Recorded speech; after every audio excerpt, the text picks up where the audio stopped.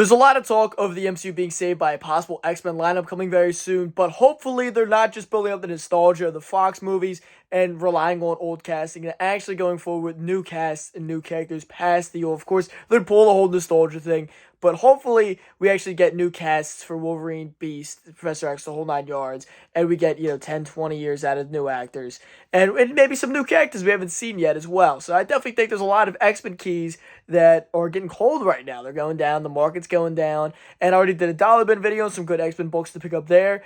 But today we're going to talk about some great books you can get at a at least lower cost than before.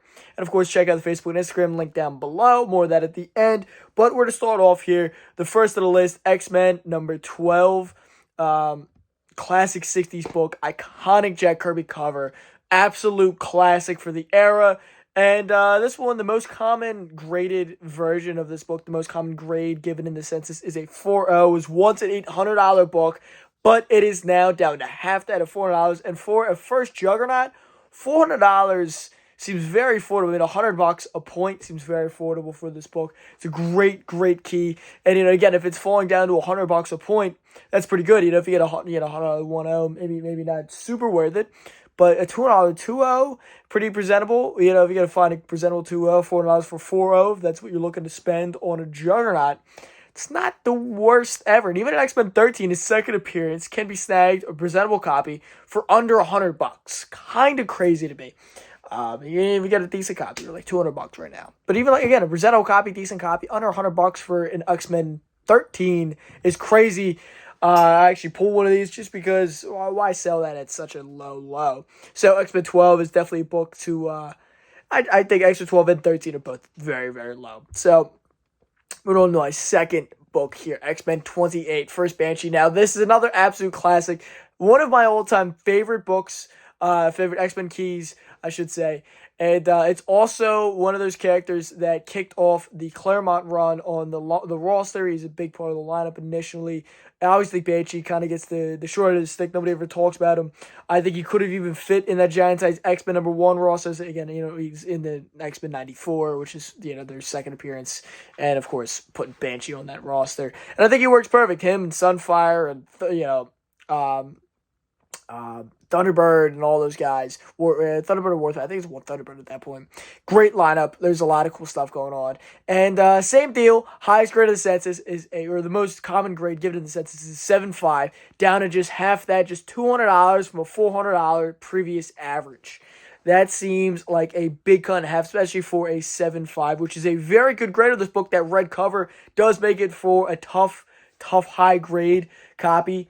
I've seen lots of copies here get, beat up. They're tough to work on. I've seen guys work on books like this and take the color out, take the red out. So you really got to be, working with a presser is reputable and it does good work, like a Panther Comics or whoever it may be, who, is going to take good care of the book because it's definitely not an easy book to press and clean.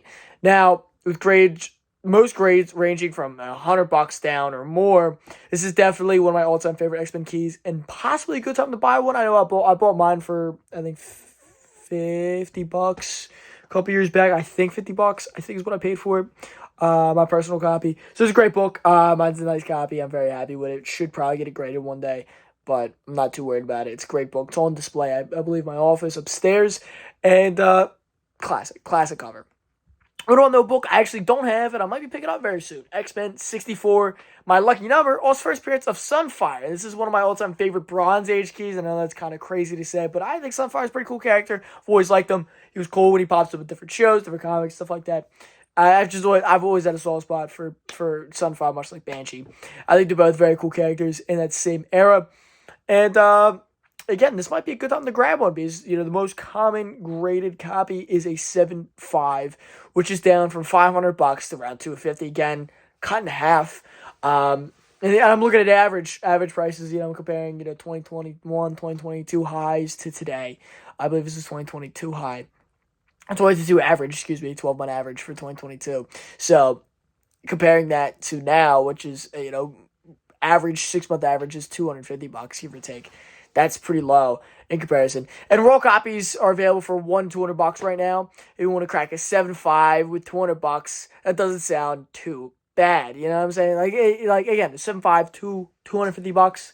That's a really nice grade on a really nice book. Not too shabby. Moving on to the fourth spot, and maybe another book I should pick up because I didn't realize how low this one kind of was. Low. I was pretty shocked by this one. XMen 129, absolute classic. What a key. You got a first Kitty Pryde. You got first Emma Frost, who, the White Queen. Classic character. A shadowy Hellfire Gala cameo. Again, classic villains. And this is the first part of the Dark Phoenix saga. Now, if you ask me, this is the most impactful, most well-known X-Men story of their whole, what are they, around 70 years? Like the 63. So, yeah. Probably the most impactful story. Probably the most well-known story. Been adapted in movies 2 times now, maybe 3 times, I can't remember. Huge story, huge characters, great story. Again, Kitty Pryde, Emma Frost, 2 of the biggest female X-Men, 2 of the biggest female characters under Marvel's umbrella. I mean, Kitty Pryde is a massive part of the 80s, and especially for X-Men, huge part of their 80s roster. And Emma Frost is a huge character who's, I think, been a big deal really since she came out. And, of course, Hellfire Gala. Massive villains, probably top 10 X-Men villain group. X-Men villains, you ever group them together into one villain. I put them up there. But most meta slabs here are 9.4, believe it or not, and almost down halfway to just over $400. Which for 9.4, that's a pretty nice copy. I know everyone looks at anything in the 9s like, oh, it's not a 9.8, don't want it. But for an older book, a 9.4 is pretty nice. But yeah, not a super old book, but still. With 2 major female X-Men characters, this is a great book to pick up. And raw copies are between $150 and $200 right now if you're looking at a decent copy, presentable copy. Nice higher end of mid-grade, clean copies. It's kind of a book that you want to find. 8.0s are better, probably, because they're out there. There's a lot of these out there. But I definitely have seen a lot of these get sucked up recently. Been a lot of these not at shows, not as often as they used to be. So, and again, this is a book that I was put aside. Even when it has $400 raw. At a nice copy. There's a couple copies I was just putting aside because these are 2 big characters. This is a book I have a lot of faith in. 2 big characters, one of the biggest stories of all time, and an early introduction to a big group of villains.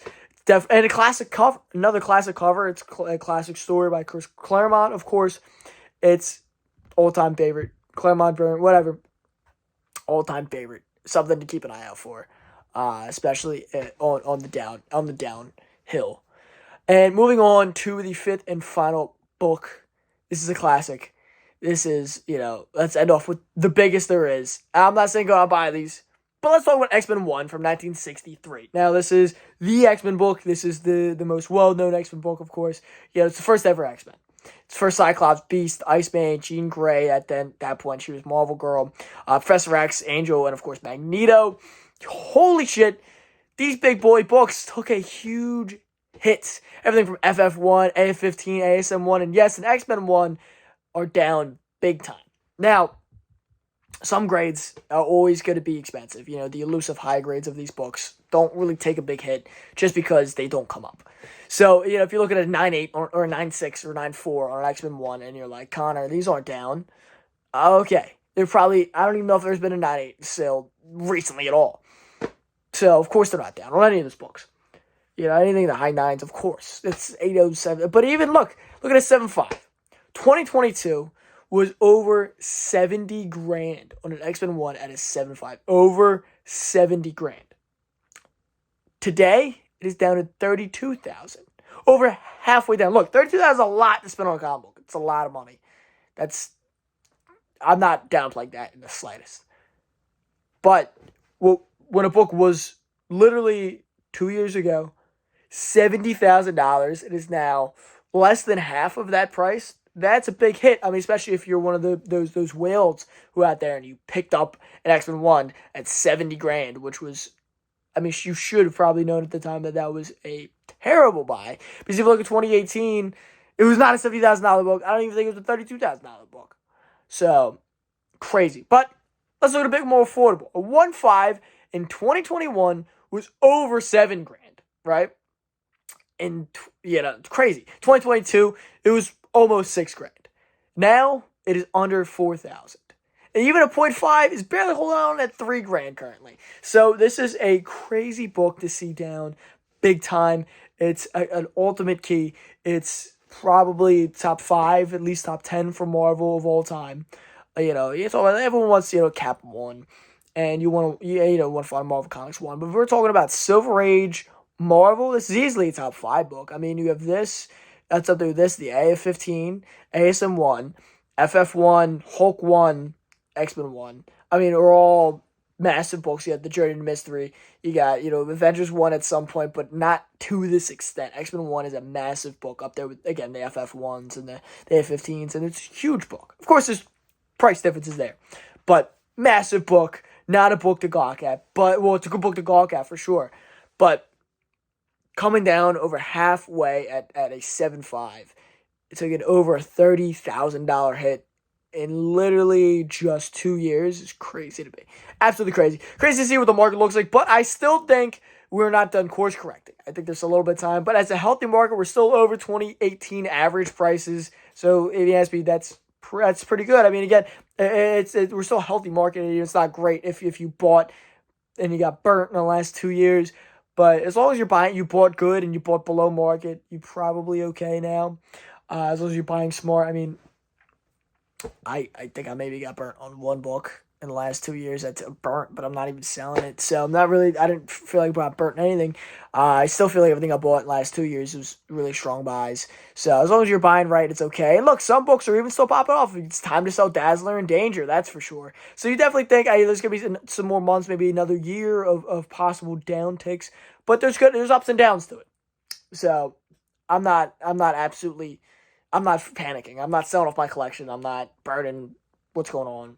It's okay. This is totally, even if you go back to when the market exploded, this was predicted by everybody.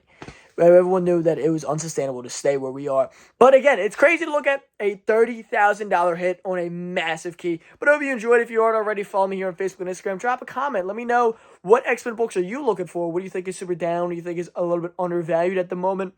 Is it Claremont? Is it Byrne? What is it? What books? Is it Kirby? There's a lot of great books. There's a lot of great X-Men books. And there's even great Dollarman books. You can find First Orphan Maker for $1. You can find First Domino for $1. There's a lot of great dollar books. And of course, I already did a video on X-Men dollar books. Go check that out. I did a little bit back on my video on the Spec Talk playlist on YouTube. Check that out. But again, down in the description, you got the Facebook where I post pretty much every week. And I got the Facebook group Fandoms Unleashed where I post daily.